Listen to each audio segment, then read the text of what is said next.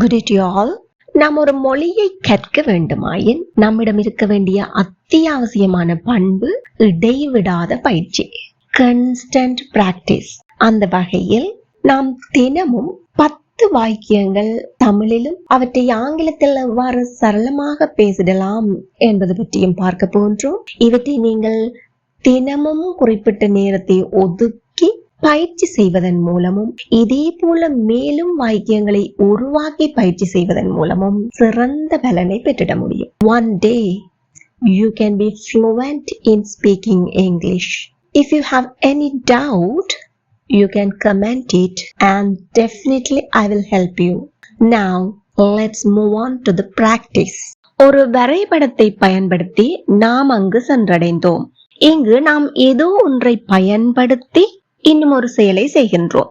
இவ்வாறாக பயன்படுத்தி என்பதை குறிப்பதற்கு நாம் ஆங்கிலத்தில் யூசிங் என்பதை பயன்படுத்துவோம். அதாவது யூசிங் பிளஸ் a noun என்றவாறு அமையும். யூசிங் சம்திங், ஏதோ ஒன்றை பயன்படுத்தி. இப்போ வாக்கியத்தை பார்ப்போமா? நாம் அங்கு சென்றடைந்தோம். கடந்த காலத்தை பற்றி பேசுகின்றோம். We reached there. நாங்கள் சென்றடைந்தோம் அங்கே. We reached there. எப்படி? Using a map. We reached there using a map. நாங்கள் பொது போக்குவரத்தை பயன்படுத்தி அங்கு சென்றடைந்தோம். இது எப்படி சொல்ல? கமெண்ட்ல சொல்லுங்க. Very good. அவர்கள் மொபைலை பயன்படுத்தி ஒருவரோடொருவர் தொடர்பு கொண்டனர். They communicated. அவர்கள் ஒருவரோடொருவர் தொடர்பு கொண்டனர். They communicated with each other. எதை பயன்படுத்தி? Using a mobile. They communicated with each other using a mobile. அவள் இணையத்தை பயன்படுத்தி செயற்திட்டத்தை ஆய்வு செய்தாள். அவள் ஆய்வு செய்தாள். She researched. எதை? செயல்திட்டத்தை. She researched a project. She researched the project using the internet. She researched the project using the internet. எல்லாரும் வாய் விட்டு சத்தமா சொல்லி பாருங்க. She researched the project using the internet. Very good. மற்றொரு உதாரணத்தை பார்ப்போம். அவன் தனது நினைவுகளை கேமராவை பயன்படுத்தி பதிவு செய்தான். அவன் பதிவு செய்தான். He captured. எதை? அவனுடைய நினைவுகளை. His memories. எதை பயன்படுத்தி? ஒரு கேமராவை பயன்படுத்தி. Using a camera. He captured his memories using a camera. எல்லாரும் வாய் விட்டு சத்தமா சொல்லி பாருங்க. Very good.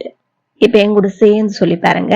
He captured his memories using a camera. அவள் அதிகமாக படித்து அவள் நல்ல மதிப்பெண்களை பெற்றாள். அதிகமாக படித்து நல்ல மதிப்பெண்களை பெற்றாள். அவள் பெற்றாள். She achieved. எதை பெற்றுக்கொண்டாள்? நல்ல மதிப்பெண்கள். Good grade. She achieved. She achieved good grades. எவ்வாறு? அதிகமாக படித்து. By studying hard. கஷ்டப்பட்டு படித்து, கடினமாக படித்து, நல்ல முயற்சி எடுத்து படித்து. She achieved good grades by studying hard. Again, she achieved good grades by studying hard. அதாவது இங்கு நாம் ஏதோ ஒன்றை செய்து என்பதை குறிப்பதற்கு by plus gerund. gerund என்பது என்ன? தொழிற்பெயர். ing form of the verb. ஒரு வினைச்சொல்லின் ing வடிவம்.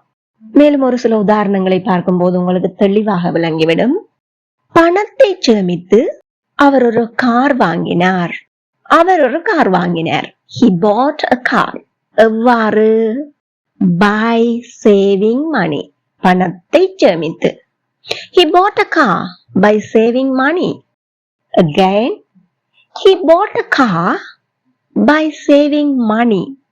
எல்லாரும் வாய் விட்டு சுத்தமா சொல்லி பாருங்க. Very good. He bought a car by saving money. கவனமாக கேட்டு, உற்று கேட்டு, அவர்கள் அறிவுறுத்தல்களை புரிந்து கொண்டனர். அவர்கள் புரிந்து கொண்டனர். They understood. They understood. எதை?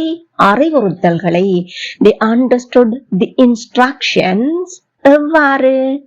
கவனமாக கேட்டு, உற்று கேட்டு. By listening carefully. By listening carefully. They understood the instructions by listening carefully. எல்லாருமே கூட சேர்ந்து வாய் விட்டு சொல்லி பாருங்க. They understood the instructions by listening carefully. Once again, they understood the instruction by listening carefully. அடுத்து நாங்க பாப்போம். அவள் வந்தடைந்த நேரத்தில் அல்லது தருணத்தில், உடனே, மாத்திரத்தில் மழை பெய்ய ஆரம்பித்தது. 2 செயல்கள் நடைபெற்றுள்ளன கடந்த காலத்துல தான். அவள் வந்தடைந்த நேரத்துல, வந்தடைகிற அந்த நேரத்துல அல்லது அந்த தருணத்துல, உடனே, மாத்திரத்தில், எது வேணுமென்றாலும் நாங்கள் தமிழ்ல பயன்படுத்தலாம். வந்தடைகிற அந்த நேரத்துல மழை பெய்யவும் தொடங்குது. 2ம் கடந்த காலத்தை குறிக்கின்றன. இப்படியான சந்தர்ப்பத்தில் எந்த க்ளோஸோட, வாக்கியத்தின் எந்த பகுதியோட நாங்கள் நேரத்தில், தருணத்தில், உடனே, மாத்திரத்தில் என்பதை பயன்படுத்துகின்றோமோ அங்கு just as என்பதை பயன்படுத்த வேண்டும். இங்கு அவள் வந்தடைந்த நேரத்தில், அப்போ இந்த இடத்துலதான் நாங்க என்ன பயன்படுத்த வேண்டும்? just as. Just as she arrived.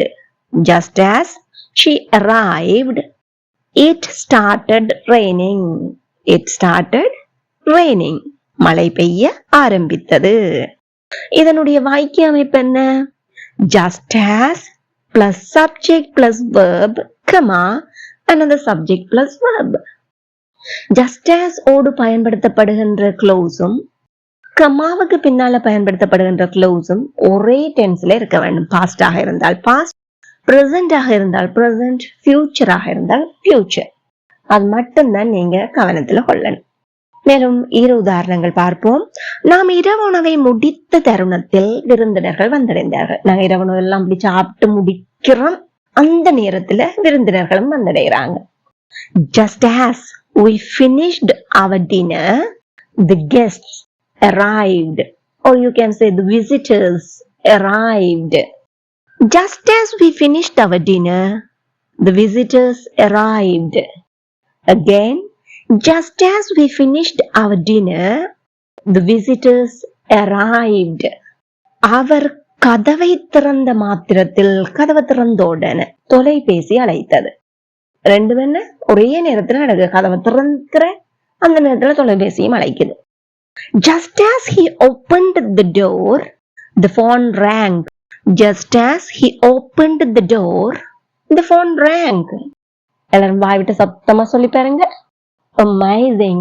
இப்ப என் கூட சேர்ந்து சொல்லி பாருங்க. Just as he opened the door, the phone rang. இப்போ நீங்கள் செய்ய வேண்டியது என்ன?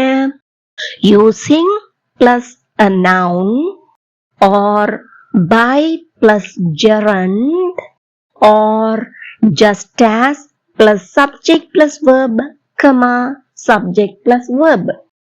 இவற்றில் ஏதாவது ஒரு வடிவத்தையோ இல்லை இவை 3 வடிவங்களையுமோ பயன்படுத்தி நடைமுறையில் எவ்வாறான வாக்கியங்களை எல்லாம் பேசலாம் என்று சிந்தித்து எழுதி பாருங்கள். மறக்காம கமெண்ட் பண்ணுங்க. Please don't hesitate to comment or don't ignore the comment section.